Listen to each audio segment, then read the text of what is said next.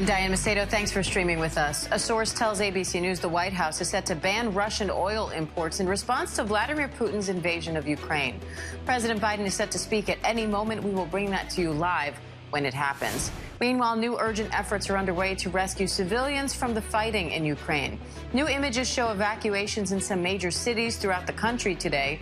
Russia has agreed to a temporary ceasefire in 5 cities so civilians can escape, but the ceasefire is set to expire in just a few hours. It comes after Ukrainian officials say Russia bombed one of those 5 cities last night near the Russian border, killing 21 people, including 2 children. Ukrainian President Vladimir Zelensky posted a selfie video from the courtyard of his office this morning, saying in part, "We will defeat everyone." Let's bring in ABC's Alex Perche in Washington for more on all of this. Alex, what impact could this ban on Russian oil have, and why is President Biden taking this step now? Well, Diane, to answer the second part of your question, he's taking it now because there's been growing pressure, not just from Republicans, but also from Democrats to sanction Russian oil and gas. But the ultimate impact here is going to be kind of interesting because, I think from a broad perspective, Russian exports of oil, about 1% went to the U.S. So, this is a drop in the bucket for them. Also, our imports of oil from Russia represent roughly around 7 to 10% in recent years.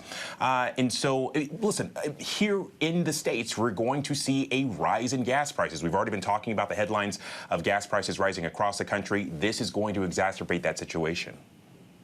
So how will the administration work to both ban Russian oil, but also keep oil and gas prices from skyrocketing here in the U.S., which they kind of already are?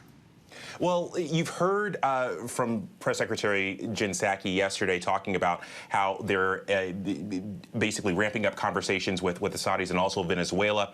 But there's also been this clamor from Republicans to increase oil production here domestically. The White House saying, well, there are more than 9,000 oil leases that are currently not being utilized, and that is also another way to ramp up oil production here within the states in lower costs. But I think this is going to be the next debate, right? Certainly there's been a bipartisan agreement that we should ban Russian oil, but how do we supplement these now what are going to be rising costs for oil? That's going to be the next chapter in this. So, Vice President Kamala Harris is set to meet with allies in the region this week. What do you think her role will be as diplomatic efforts move forward?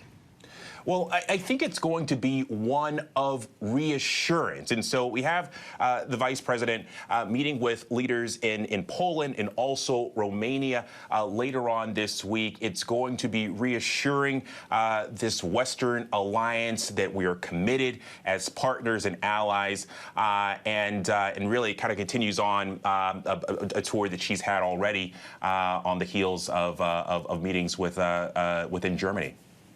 All right, Alex Perche for us from Washington, D.C. Alex, thank you. And the Pentagon says Russia seems to be observing the temporary ceasefire in several cities in Ukraine, but it's not clear how long that will last. New verified video circulating on social media shows houses destroyed in northern Ukraine overnight. Another shows tanks firing in the distance close to where buses were evacuating civilians today. Let's bring in ABC News contributors, former Deputy Assistant Secretary of Defense Mick Mulroy and former CIA Station Chief Daryl Blocker for more on this. Mick, I'd like to start with you. Ukrainian officials say at least 21 civilians, including 2 children, were killed by a Russian airstrike in a city near the Russian border overnight. So what do you make of that? Is this a strategy by the Russians? Unfortunately, Diane, it is. And we've seen this in many other conflicts to include Syria and Chechnya. When the Russians fail militarily, which they are doing right now, they have a stalled operation by every point of view, they often resort to direct attacks against civilians. And we're seeing that across the Ukraine, and it's causing a devastating effect on the civilian population. And they need to be held accountable. They need to be investigations that identify who ordered these attacks, and they will be held accountable. Now, Daryl, the Russian Defense Ministry is criticizing Ukrainian officials for not allowing civilians to evacuate to Russia. saying that checkpoints on Ukraine's western borders weren't prepared to receive refugees. Why does the Kremlin seem to want Ukrainians to evacuate into Russia so badly? Well, that just gives them a bargaining piece for holding Ukrainian citizens hostage once they reach the Russian territory. And we understand that they have families on both sides of the border, but allowing the Ukrainians to enter is to them an opening to the Russians, but to the Ukrainians, it's a slap in the face because they launched this invasion and they're being accepted into Poland, into Latvia, into a lot of other different countries. So they don't want to go into Russia, and Russia is trying to push them into the position of basically sending hostages into Russian territory. And Mick, the Biden administration is considering backfilling Poland's Air Force with American fighter jets if Poland decides to send Russian-made fighter jets to Ukraine. So what impact could that have? Does it risk pulling the U.S. into a larger conflict? So it can have a significant impact. These are MiG-29s. The Ukrainians know how to fly them. They could use them to further disrupt the Russian supply lines, which has already challenged it up. They could use them in close air support for their own offensive operation. So they could be a game changer. And quite frankly, as being somebody who has been on the ground in the ground fight, just having them above changes the scenario. It is an incredible motivational boost. So I hope that that is available and Poland does provide them. Yes, you are correct. It does make the United States and NATO more involved in this conflict. But I think we should do everything we can do to help the Ukrainians, short of trying to impose this no-fly zone, of which has been talked about so much, because that would essentially put the United States into the conflict immediately. This is not asking too much of NATO. I think we should do it. I think it's very doable, but it is up to Poland, who is a sovereign country, to make that decision. And I want to bring that point to Daryl because the House Intelligence Committee is holding a hearing on worldwide threats. And CIA Director Bill Burns testified that Putin is angry and frustrated by what's happening in Ukraine and that he's, quote, likely to double down and try to grind down the Ukrainian military with no regard for civilian casualties.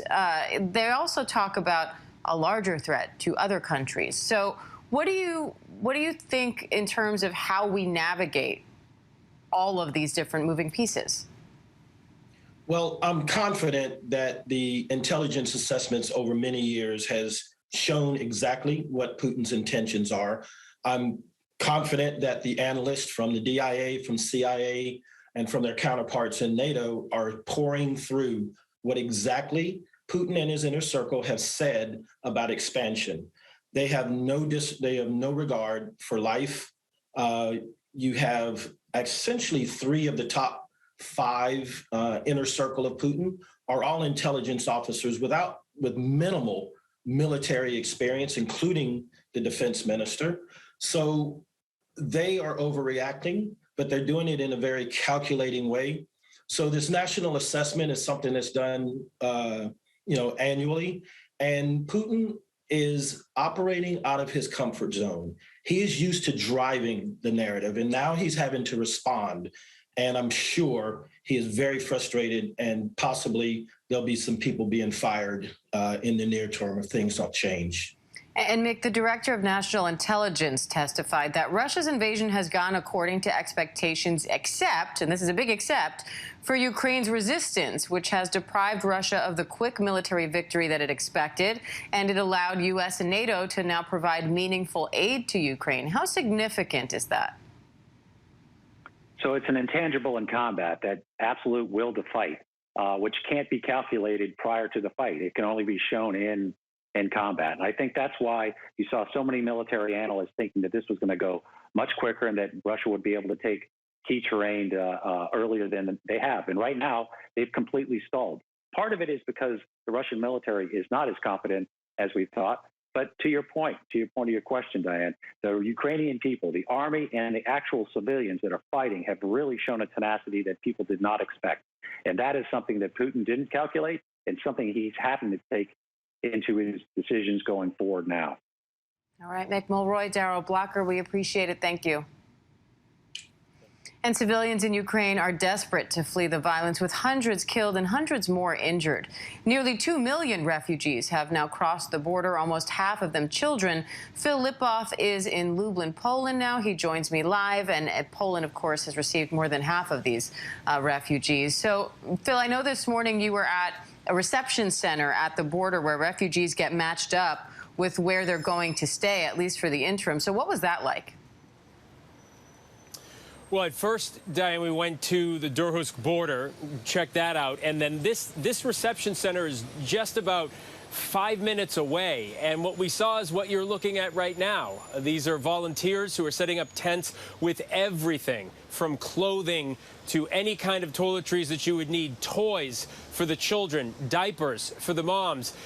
That pile of clothing right there was set up by a German organization, and a lot of that clothing is going in to specifically the Ukrainian soldiers. So there was a German organization on the ground.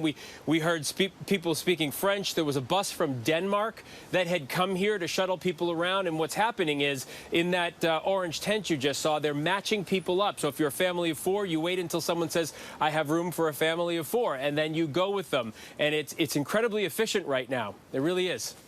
And I know you interviewed an American from Seattle whose girlfriend is in Ukraine. He is now waiting for her in Lublin. Can you tell us about their story?